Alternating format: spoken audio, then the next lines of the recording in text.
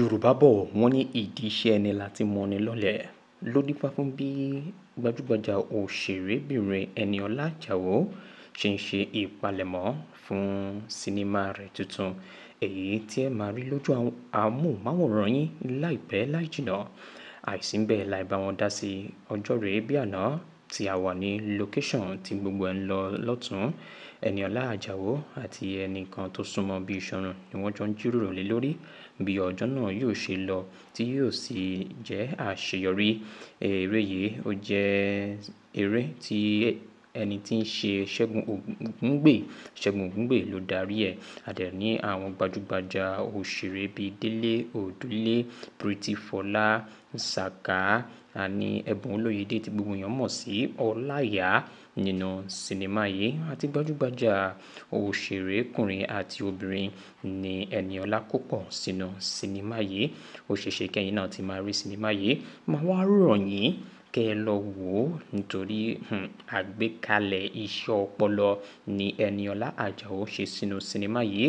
Èyí tí ẹ wò lẹ́ṣin kan sára sí Owambe-Tive ẹ̀ kan sára sí Àjàkájù ẹ̀ kan sára sí èyí tí wọ́n ṣẹ̀ gbé jáde láìpẹ́ yìí náà ẹ̀ kan sára sí wọn lórí àwọn yẹn. Ẹ ti rí i pé kì í ṣe kékeré o. Tí a bá ń sọ̀rọ̀ nípa iṣẹ́ ọpọlọ tí wọ́n gbé kalẹ̀ sínú eléyìí, Ṣẹ́gun Ògúngbè òun lẹ́ ń rí yẹn níbi tí ó ti ń sọ di mímọ̀ fún Pretty Fọlá àti òṣèrébìnrin kan bí wọ́n ṣe máa ṣe lórí set. Ibi tẹ́lẹ̀ ń wò yìí òun níbi tí Ẹniọlá Àjàó fún alára rẹ̀ ti ń ṣe ìpalẹ̀mọ́ tí ó ń mójútó gbogbo rẹ̀ pé báwo ni ó ṣe ń lọ tí ó dẹ̀ wà ní ìkàlẹ̀ láti rí pé gbogbo ẹ̀ ń lọ gẹ́gẹ́ bí ó ṣe lọ. Òun náà ti gbáradì ó ti ẹ ti rí wípé ó ti wọ costume. Òun náà ó ní ipa tí ó kó nínú sinimá yìí. Ẹ rí bó ṣe ń wò tó bó ṣe ń wò sí orí ẹ̀ ń calculate ni o. Òun wò pé iṣẹ́ yìí a gbọdọ̀ ṣe lénìí. Lọ́jọ́ yẹn ní location kì í ṣe nǹkan kékeré ṣùgbọ́n a dúpẹ́ lọ́wọ́ Ọlọ́run wípé àṣeyọrí dé bá. Má filẹ̀ máa jẹ́ kí ẹ gbádùn àwọn nǹkan tí ó lọ níbi location yìí nítorí pé àìsí ń bẹ̀ láì bá wọn dá sí. Ẹ jẹ́ ká wo ohun tí Ẹ̀bùn Olóyèdé àti Sàká àti Pretty Fọlá dánwò níbí báyìí. Ẹniọlá Àjàó èyí tí wọ́n fẹ́ gbé jáde láìpẹ́ yìí. Ẹ̀bùn Olóyèdé Ọláìyá Igwe ló ti bọ́ sí orí set yìí.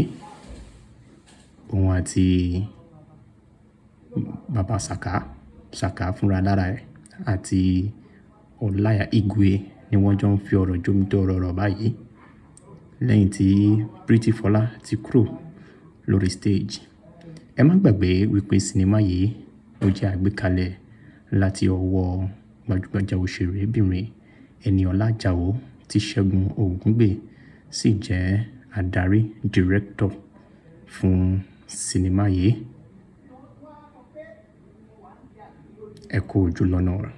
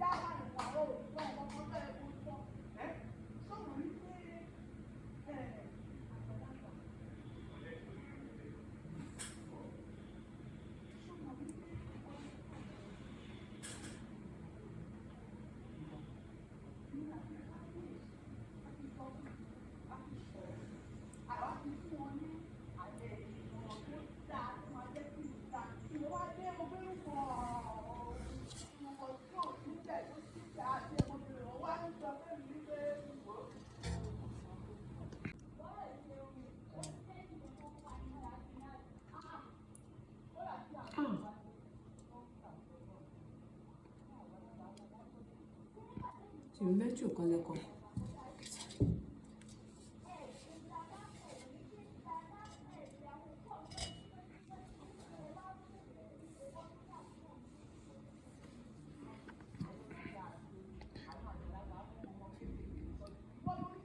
gbajúgbajà òṣèrékùnrin Hafiz Ayétoro tí gbogbo èèyàn mọ̀ sí Saka àti gbajúgbajà adẹ́rìn-pẹ̀kẹ́ The Pretty Fọlá ni wọ́n wà lórí set báyìí nínú sinimá kan èyí tó jẹ́ ti Ẹniọlá Àjàó èyí tí wọ́n fẹ́ gbé jáde láìpẹ́ yìí.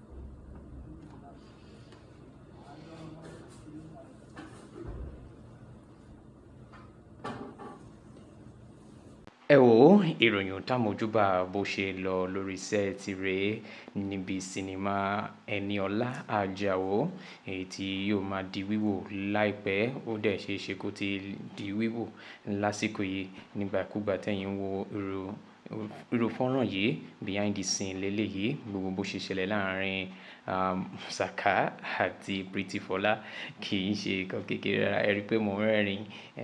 Ẹ̀yin náà tẹ́ bá ti wo fíìmù yìí ẹ máa understand nǹkan tí mo sọ nípa àwọn méjèèjì. Níbí yìí ni Ẹniọlá Àjàó ti ń béèrè ìbéèrè kan lọ́wọ́ ẹni yìí tí ó dẹ̀ ń ṣe àlàyé fún lẹ́kùnrẹ́rẹ́. Ẹniọlá Àjàó náà dẹ̀ ń dáhùn ní ìbámu wípé òótọ́ ni àwọn kan tó ń sọ. Ó dé stage kan Ẹniọlá sọ pé àmì rò pé mo lè afford yẹn o ṣùgbọ́n màá ṣe èyí tí mo lè ṣe nípa ti ohun tí ẹ ń béèrè fún. So kò easy láti gbé sinimá jáde torí ẹ̀ ni mo ṣe máa ń gbé òṣùbà káre fún gbogbo àwọn agbé sinimá jáde producer pé owó kékeré kọ́ ni wọ́n ná. Ẹniọlá Àjàó ló lè sọ ibi tí ara rẹ̀ kù sí lọ́jọ́ tí wọ́n parí iṣẹ́ yìí. Mo wá ń gba ládùúrà wípé ó máa bá ọjà láṣọba mi aláwùrábí gẹ́gẹ́ bí ó ti ṣe wà ní ìkàlẹ̀ báyìí tí gbogbo àwọn èèyàn ti ń fi ojú sọ́nà sí. Àwọn kan ti lè máa rí wo ẹ̀yin tẹ́ ń fojú sọ́nà sí ẹ lọ wò ní gbogbo ibi tí ó bá ti jáde. So sinimá yìí kì í ṣe nǹkan tẹ́ ẹ lè sọ wípé ẹ kò lè fi ọwọ́ rọ́ dànù sí ẹgbẹ́ kan. Àwọn ẹ̀kọ́ dìrọ̀ mọ́ àwọn nǹkan kan tó ní ṣe pẹ̀lú ìdílé ọba.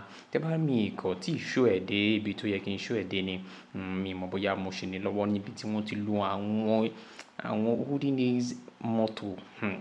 Ó kàn dùn mí ni wọ́n jẹ́ fún wa láǹfààní torí òfin àti nǹkan tó de iṣẹ́ yìí. Ẹ máa rí gbogbo àwọn nǹkan yẹn. Tí a bá sọ̀rọ̀ nípa costume 100 àwọn actors and actress tí wọ́n lò nínú sinimá yìí kì í ṣe kékeré rárá nítorí pé wọ́n bury ara wọn sínú role yìí. Wọ́n kill role yẹn láti sọ di mọ̀ pé yes àwa náà àwa ṣeré níbí báyìí. Tẹ́ bá wo bí Ẹniọlá Àjàó náà ṣe bó ṣe ṣe nínú sinimá yìí acting ẹ̀ àgbà òṣèré la lè pe òun náà nípa ti iṣẹ́ yìí pẹ̀lú bó ṣe ṣe nínú sinimá yìí.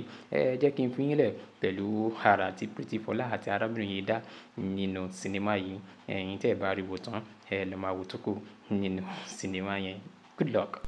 Ẹ má gbàgbé láti subscribe tó bá jẹ́ ìgbà àkọ́kọ́ tí yín rèé. Ẹ bá wa share, ẹ bá wa like, ẹ dẹ̀ comment nípa ohun tí ẹ rí sí sinimá yìí. Tẹ́yin bá ti wò, tẹ́yin ò bá dẹ̀ ti wò, kí ni àwọn nǹkan tí ẹ expect láti ọ̀dọ̀ Ẹniọlá Àjàó nínú eléyìí.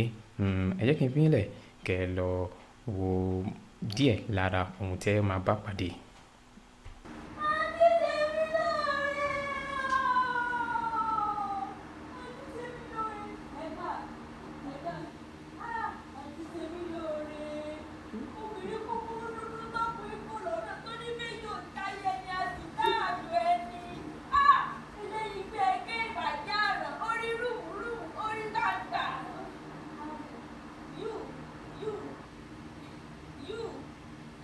You want to save me